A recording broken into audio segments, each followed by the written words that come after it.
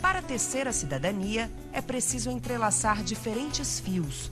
O mais importante deles é o trabalho. É pelo trabalho de cada um e de todos que se costuram os demais fios que formam o tecido social: saúde, educação, moradia, saneamento, alimentação e cultura. Mas não é qualquer tipo de trabalho que faz o país caminhar. Ele deve ser exercido em condições de liberdade, dignidade e segurança. E mais, necessita seguir um princípio semelhante ao que rege o ofício das rendeiras. No filé, a arte de tecer o filé, entendeu? Do bordado, é uma das coisas mais importantes que existe, é o nó, entendeu? Porque se ele não ficar bem amarradinho mesmo, bem bonitinho, o filé se rompe. Acabou seu trabalho. No dia a dia de um país tão complexo como o Brasil, vários são os fatores capazes de romper os fios do tecido social. Trabalho infantil, trabalho forçado, qualquer tipo de discriminação no emprego, a ausência de proteção social e toda ameaça à liberdade sindical e de associação. Tudo isso impede que se alcance um patamar adequado de trabalho decente. O trabalho decente é aquele que dá condições de acesso a uma vida digna. O trabalho decente é toda aquela atividade produtiva das pessoas, né, exercida em condições de liberdade, equidade e segurança, na qual as pessoas possam efetivamente desenvolver as suas potencialidades e contribuir para o seu desenvolvimento pessoal e o desenvolvimento das comunidades, da sociedade onde elas vivem. O trabalho decente está associado a uma noção também de empresas sustentáveis, empresas que tenham responsabilidades sociais e ambientais, que sejam fontes geradoras de trabalho de qualidade, né?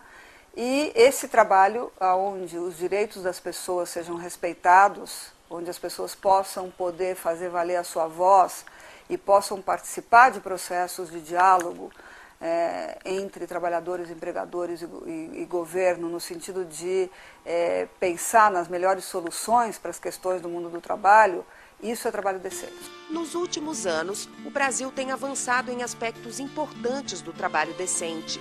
Entre 2003 e 2010, foram criados mais de 15 milhões de empregos formais e o salário mínimo aumentou 67%, elevando os rendimentos médios dos trabalhadores e das trabalhadoras. A quantidade de idosos que recebem aposentadoria também cresceu e hoje chega a 85%, e diminuiu significativamente o número de crianças trabalhando. Mais de 4 milhões de meninos e meninas com idade entre 5 e 17 anos foram retirados do trabalho infantil. O número é maior que a população do Uruguai. É muito, mas neste exato momento ainda existem outras 4 milhões de crianças e adolescentes trabalhando no Brasil. O trabalho infantil não é alternativa para a criança pobre. O trabalho infantil não é alternativa para a prevenção da delinquência. O trabalho infantil é violação dos direitos da criança e do adolescente. Criança que trabalha não consegue ter um salário digno. Criança que trabalha, diante dos estudos da OIT, ela consegue chegar máximo a R$500 na sua vida adulta. Ela não consegue aceder aos melhores postos de trabalho justamente porque não tem qualificação da sua mão de obra.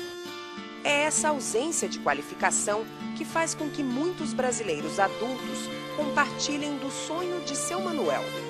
Meu sonho é estudar e trabalhar e ter a classificação na carteira, né, de pedreiro.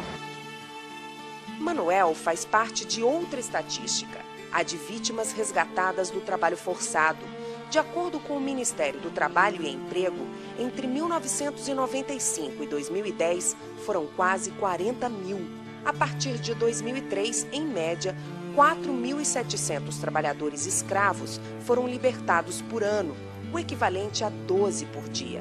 Seu Divino não entra nessas contas, porque foi liberado logo que ameaçou denunciar o fazendeiro. Eles foram muito espertos, eles não esperaram o Ministério. Porque se eles esperam, eles iam dançar.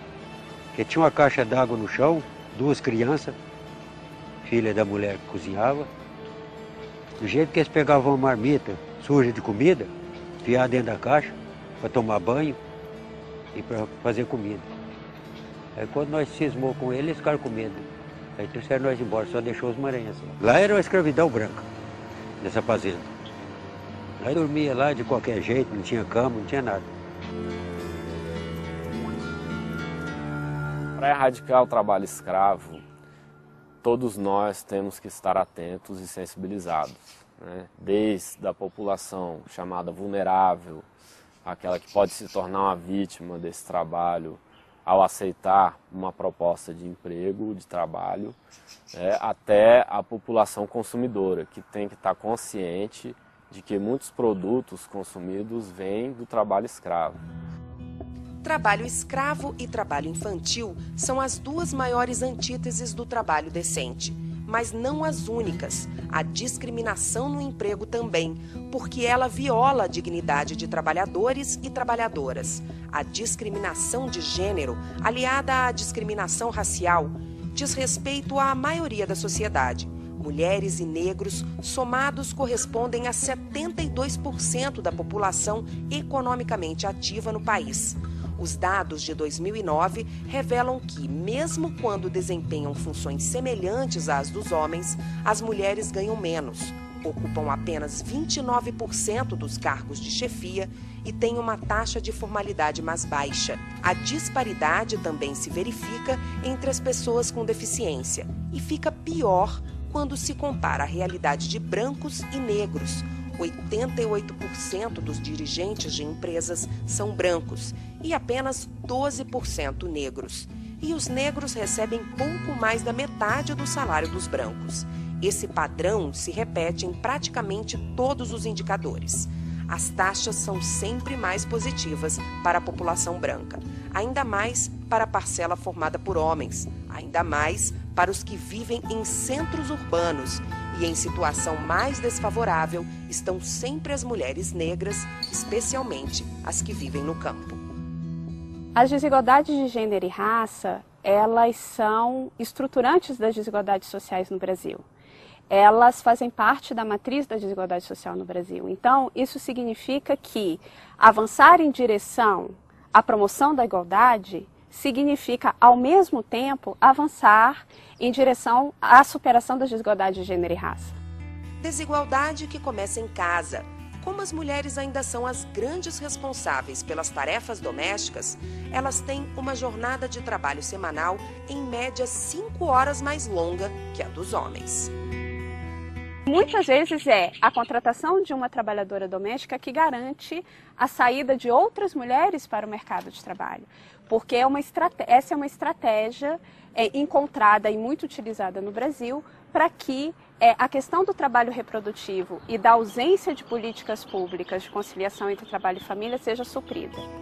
E quem sofre de maneira mais severa a ausência dessas políticas são os idosos e crianças das famílias das trabalhadoras domésticas.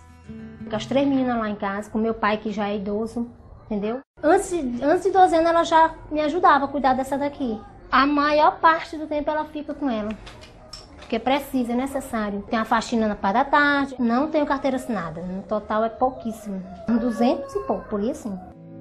Desafio também para seu José, de 70 anos, que até hoje precisa trabalhar para sustentar a família. Ele está entre os 45,6% de trabalhadores e trabalhadoras que não têm acesso à Seguridade Social. Isso quer dizer que ele nunca teve direito a férias, 13º, seguro-desemprego e aposentadoria. Trabalhei na roça. No interior não tinha aquele negócio de contribuição. Naquele tempo, nos anos 40, 50, 60, não tinha negócio de sindicato, não tinha essas coisas. Eu vivia na roça lá, pegando o feijão, o arroz e era isso, para sobrevivência. Depois que eu vim para Teresina, nos anos 60, aqui fui trabalhar de alfaiate. Completando a minha idade de 65 anos, fui ao INSS, por não ter contribuição que desse para aposentadoria, já 4 vezes foi negada. Para defender direitos como os que foram negados a seu José e dialogar com governos e empregadores, muitos trabalhadores se organizam em associações e sindicatos. Um movimento